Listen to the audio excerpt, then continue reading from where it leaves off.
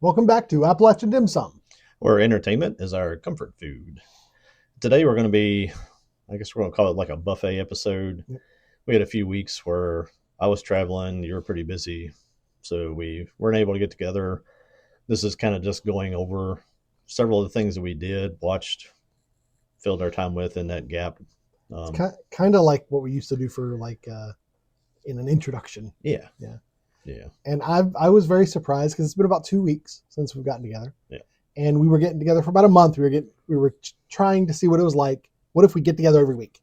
And that worked out well. But the amount of it felt like we were getting together and then turning around and getting together again. Like It didn't feel like there was enough time to consume stuff.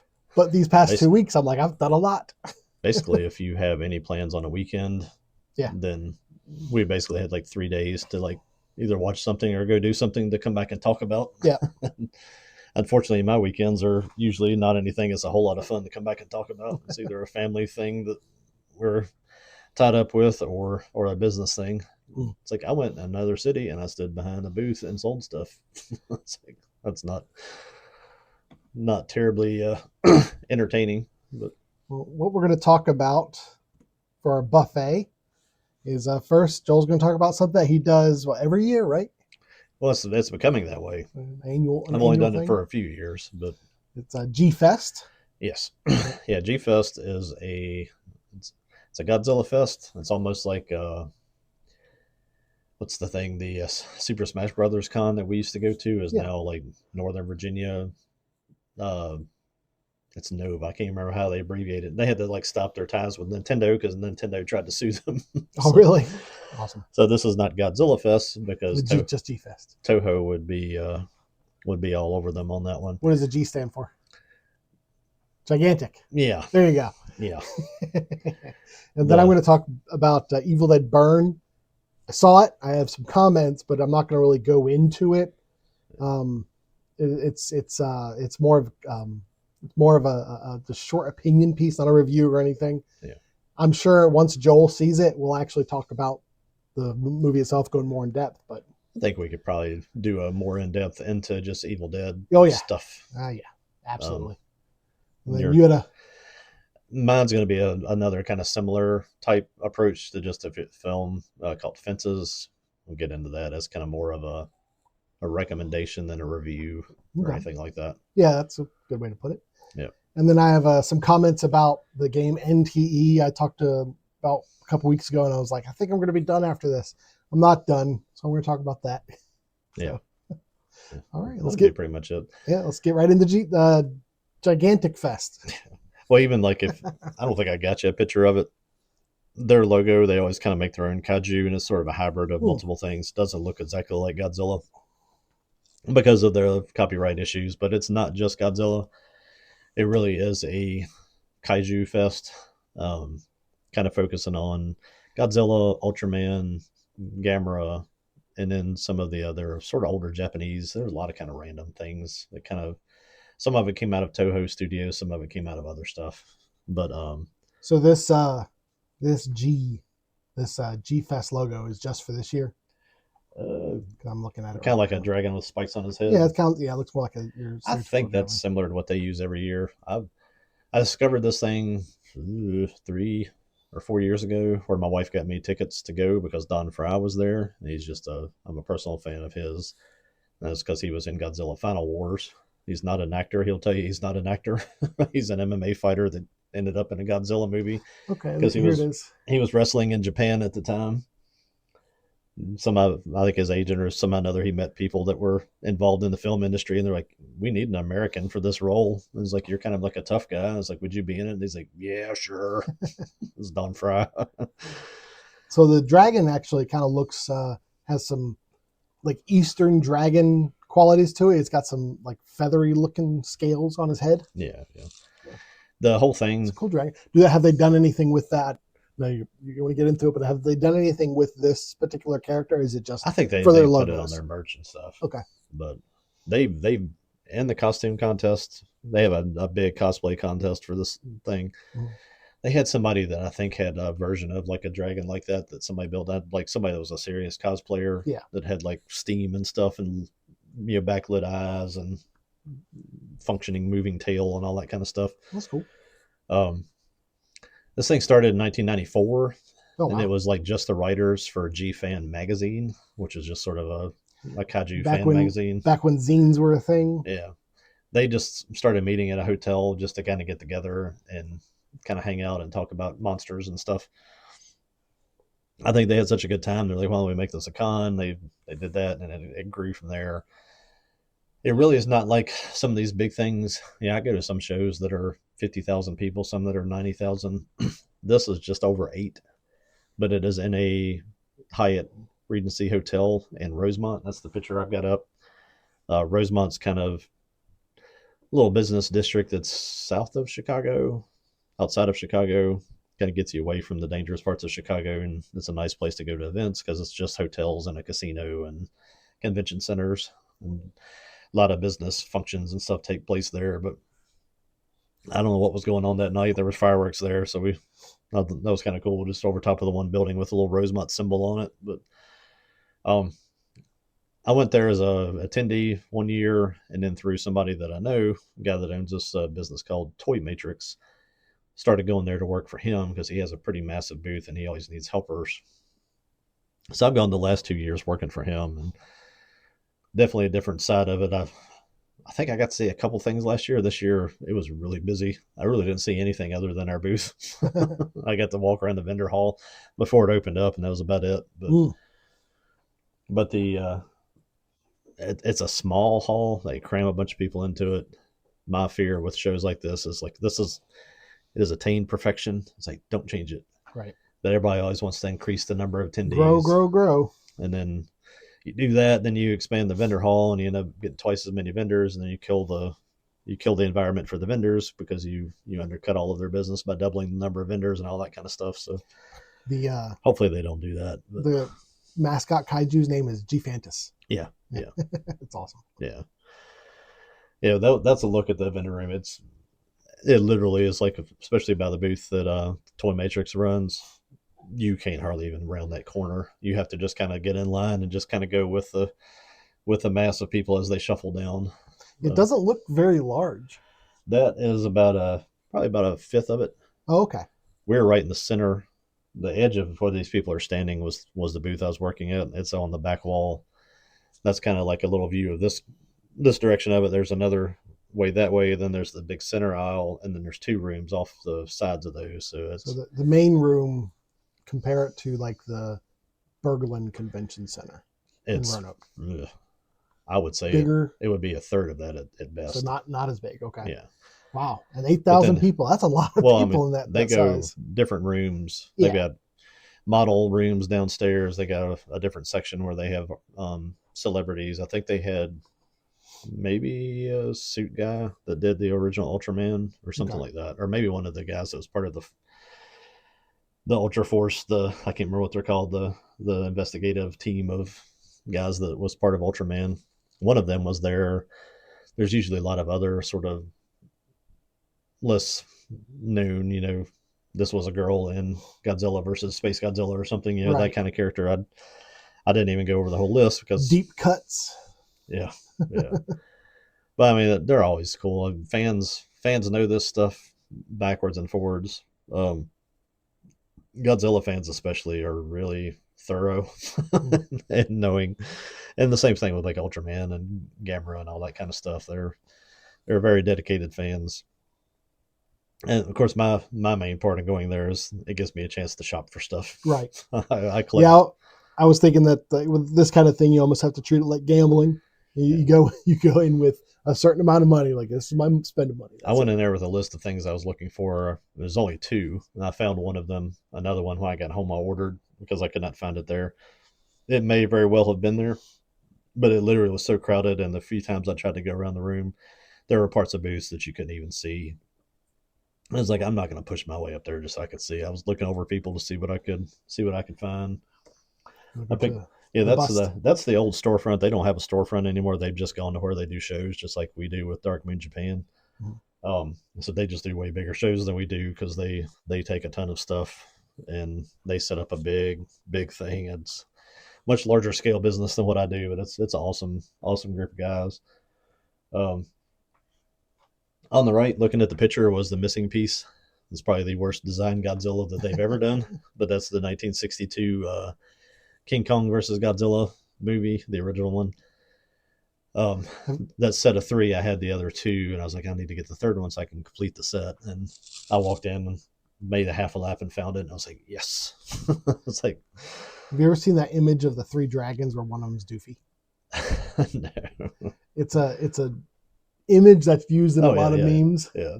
Yeah, it's like got the two dragons that are kind of like that's fierce looking, them. And then there's a Doofy one that totally reminds me of that image that you have up there. I was telling I guess tell my wife and my daughter both. I was like, I need to find like a little like microphone to put in between them because they kind of look like three tenors that are sitting there singing. But they're cool figures. They come numbered. There was only like 1,000 and some of each one made.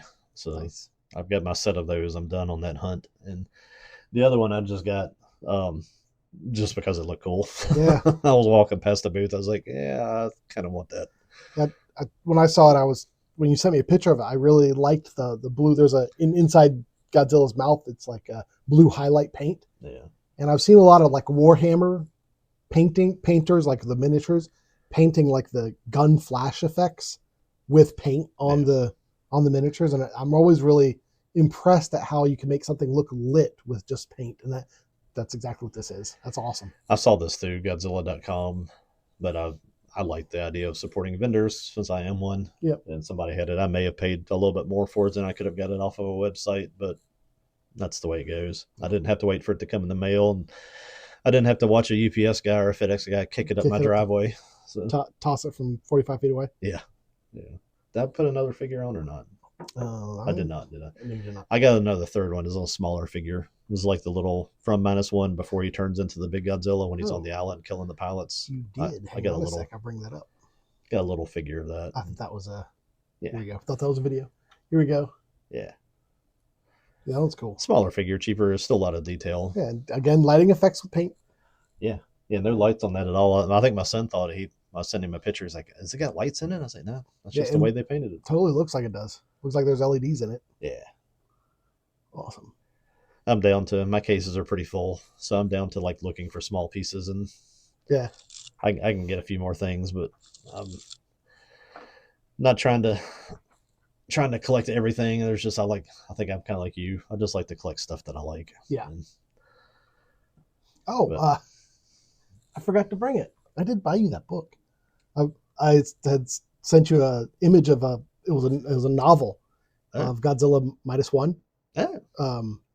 No, -0. -0. Yeah, -1 is the first one. Okay, Godzilla -1, and it was just a novel, and I was like, to me, a novelization of Godzilla is kind of weird because Godzilla is all about like big destruction and stuff, and it's be interesting to read. Yeah, and you said I'll just put it in my case, so you have to make room for that because next time I see you, I'll bring it to you. Being surrounded by all these like Godzilla collectors, I think I showed that little book that got me into Godzilla. Yeah, you did. On one of our shows here recently. We were looking that up just at dinner one night. That's like a $250 book. I believe it. It's like a little like $3 book that I got at a book fair. But I mean, there were copies like on eBay that were in horrible shape, and that's apparently I took pretty good care of that. Yeah. It's probably killed the value because my grandma like said to me on the date that she got it for me and wrote that inside. I don't know, man. That kind of stuff sometimes that makes the value go higher. Sometimes who knows? It's like a sentimental thing. But yeah, G-Fest is, if you're a fan of Godzilla stuff and you haven't been up there, I mean, go. It's a fun weekend. Nice. It's small. It's not like some of these big. I don't know what con to compare it to. You know, like a Gen Con or a Dragon Fest or Dragon. What's the thing in Atlanta? Dragon Con. Dragon Con. Yeah. Where you're just in a mass of people just fighting crowds all day. I mean, it's pretty crowded at this little place, but I mean, you can you want to get away from the crowd, you can go down there. They've got like a little arcade room set up. You can go down into like a craft room where you can go down and like paint little models. There's lots of little individual things you can do. And they've always have rooms where they're showing old Japanese cartoons and old movies. And I mean, you can sit down anywhere and find somebody to talk to because everybody there is just passionate about the same stuff. And It's interesting how the communities that go to these cons are the stereotype for the communities is they're socially awkward and they're introverts. Yeah. I'm like, yeah, but you make a place for all of them to come together and they're no longer socially awkward. I mean, to someone outside, they may seem like they're awkward, but to each other they're not, and they're definitely not introverted. There is probably an abnormally large number of people that are into Godzilla stuff that are autistic. And I've encountered a lot of people either at the booth selling stuff or just talking to people. And one of the people has explained it to me, and I think it does make sense. It's just a theory, I guess, that a lot of those kids latch on to like the property of Godzilla because they feel so kind of helpless sometimes and so weak when they try to communicate with people and they can't, or they just get scared out of trying to talk to people. That Godzilla is like such a powerful image and icon that they latch onto it. Because it really is. With all the other shows I go to where you meet a whole wide variety of people, there are a lot of kids like that at this. And I guess that's a skill I kind of developed over the years of either being a police officer versus transitioning into working at cons all the time, to where you just have to kind of let them, you got to give them some space, let them talk, kind of figure out what it is they're trying to say. That you can once you get them started, they're good. It's like you just have to, you got to get them to jump over that little ledge that they can't get over, to start talking. And yeah, it's cool to be around those people and to talk about the same stuff with them and give them a chance to talk, because I'm sure there's a lot of times they probably don't get to. And dude, if you ever want to be a college professor, just in your spare time, the psychology of Godzilla, I'm sure someone would let you make a course for that. Yeah. I mean, I could go on and on about it. I don't want to eat up all our time. You watch some of these guys they'll come and they get a whole bunch of different figures, and they'll take a space in the lobby of the hotel where there's tables and stuff, and spend 30 minutes setting their figures up. And you can see that they have to keep adjusting them so they're all spaced right. And when they get it done, it's like this look of satisfaction. It's like, yes, I finally did it. And there's obviously that's something they're working through, but if Godzilla is a thing that kind of gives them a thing to focus on and a thing to do, that's awesome.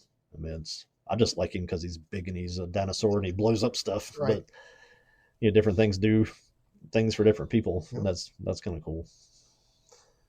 And I think it's definitely something to be said for them, that they can look at my big, hairy, scary rear end and still get over the fear of talking to me. And a lot of times you have to throw the first little rock into the water to get it started. But are there? I'm thinking of Civil War battlefield little miniatures and stuff, and also like train sets and things like that. Are there people who make like Godzilla dioramas? That's what the model room is. Oh, okay. There's some crazy detailed cool stuff. Ones, yeah. I need to, if I get back there again next year, I'll need to get down there and try to get pictures of some of that, because just the detail and creativity that some of them do into some of that stuff, it's like, man, that's awesome. And since we're talking about Godzilla, how long do we have? I don't have it up here. As of this recording, I don't have it either. Yeah. Let's see. I can dig it up if you want to get on to the next thing there. Yeah, I'll go ahead and start talking about Evil Dead Burn. This is going to be a quick burn. It's one of those things where a lot of times when you get so far into a franchise like Evil Dead, it's one of those things where it's like, if you're going to watch it, you're going to watch it. If you're a fan of the series, you're going to watch it. If you're not a fan of the Evil Dead series, why would you watch it? Yeah.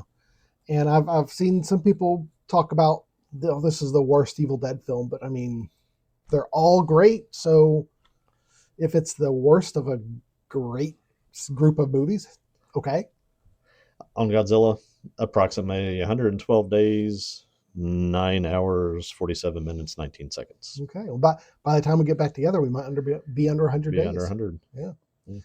At that point, I'm just starting to pray that I live 90 more days. There you go. But with Evil Dead Burn is a competent inclusion into the franchise. There's a couple of things that they change, that they add to the series that I take issue with. But at some point, you just have to. I kind of got this way with Dune. I think I've talked about this before. Go ahead. What was the one before it called? Evil Dead Rise. Rise. Mm-hmm. I was like that with that. I saw the remake and I liked the remake. It was a way bloodier version than the original, but it Yeah. was kind of true to it. And then I saw the second thing and I was like, eh. But then I watched it a couple times and I was like, yeah, this is pretty good. Yeah, I only ever saw it once in the theater. Whatever it was on, it might have been on Hulu before Yeah. we got rid of that cursed thing.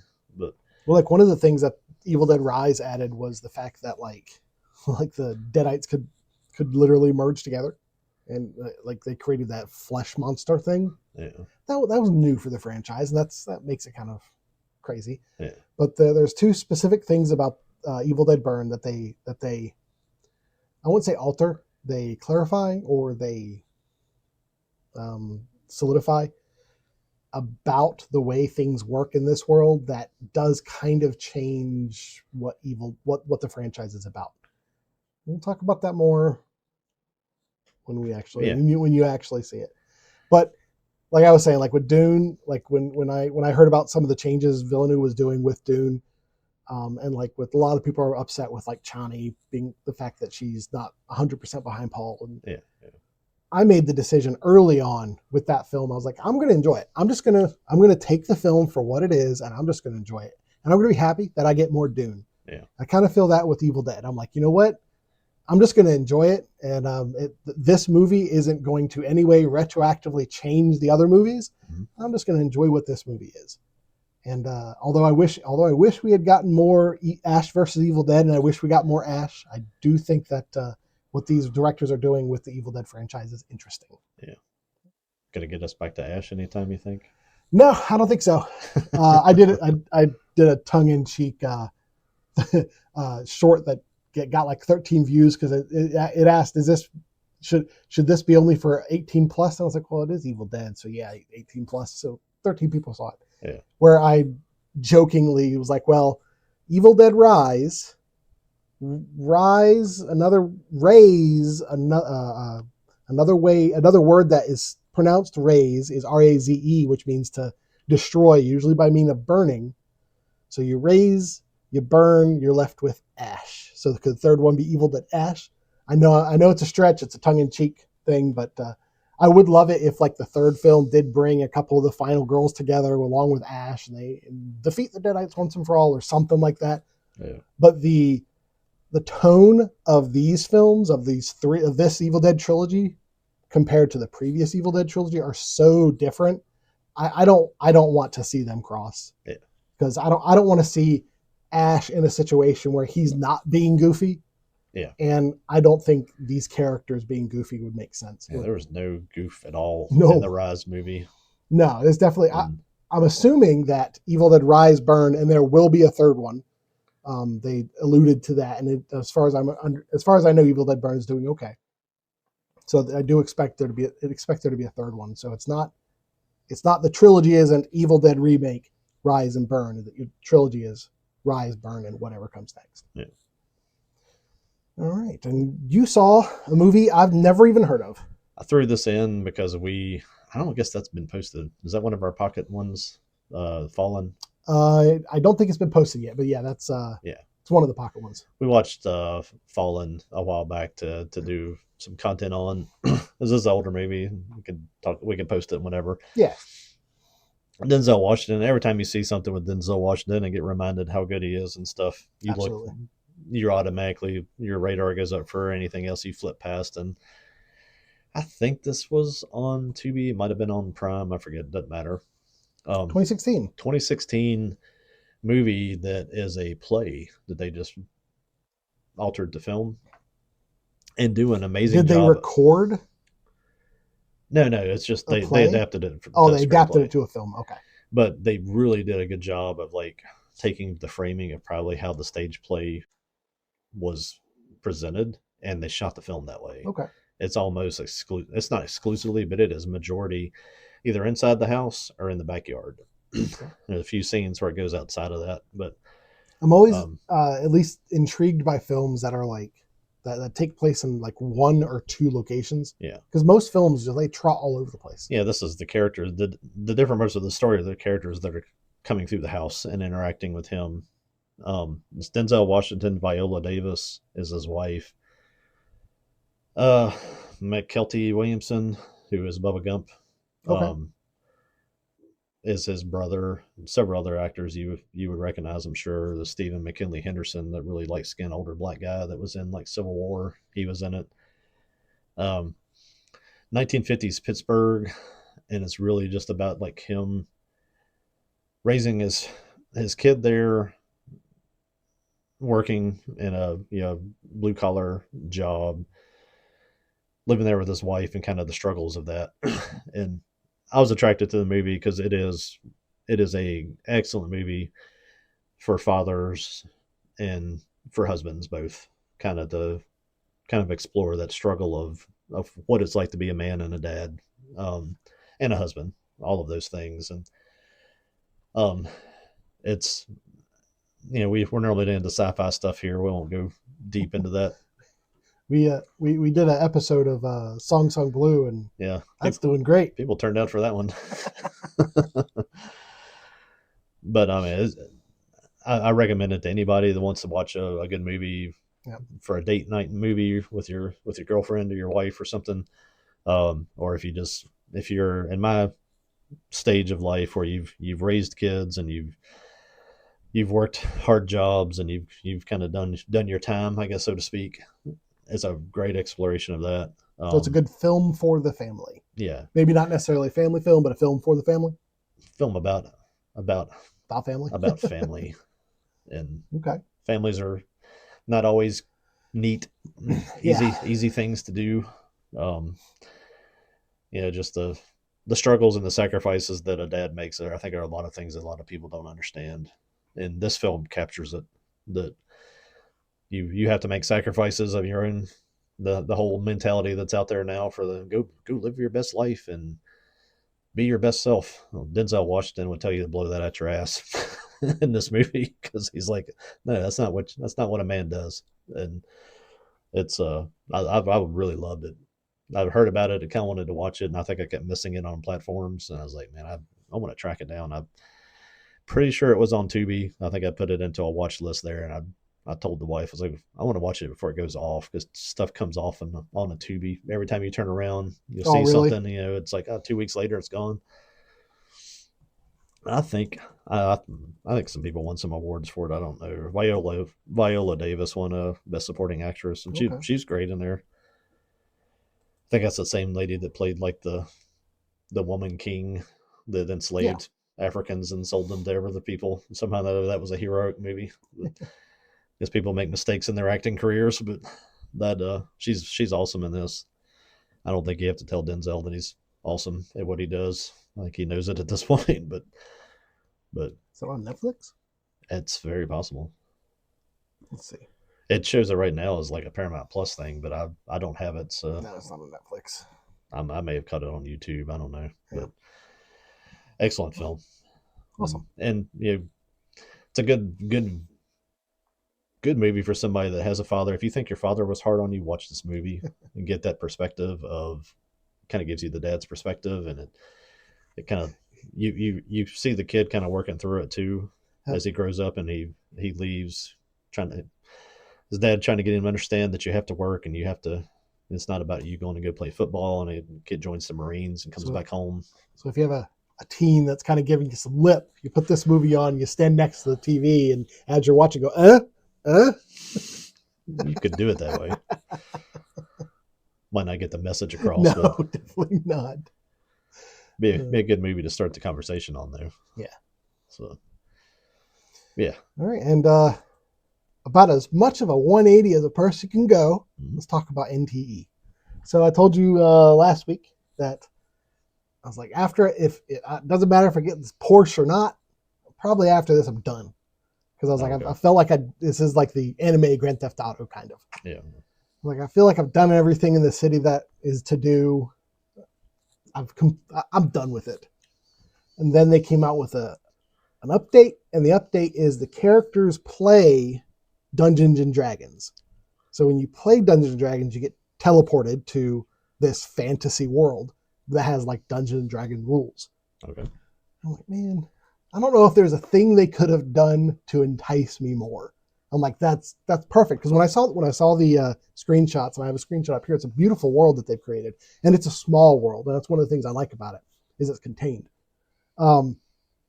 when I heard about it, I was like, how are they going to justify this? How are they going to justify these characters running around in this like modern city going to a fantasy land? And that's how you're playing Dungeons and Dragons. I think you should go talk with the Elder Fuzzy. Yeah. So the premise for the little adventure they're on is there's this town of what they call them fuzzies. They're sheep whose wool is cotton candy. That's essentially what it is. Wow. And you're doing quests for these fuzzies, and it's literally like somebody either made that game when they were hungry or when they were high. Right. Like one of the quests is you talk to a fuzzy, and fuzzy's like, I'm missing my sticks. I lost my sticks. Talk to this fuzzy who might have them. You talk to that fuzzy. I don't have the sticks, but I'm missing my clay. Talk to this guy who I think he has it. Go talk to him, and he's like, I don't have the clay or the sticks, but I'm missing my glue. And then you find this other fuzzy that has made a statue of a fuzzy using those items, and then they're all like, yay, it's great.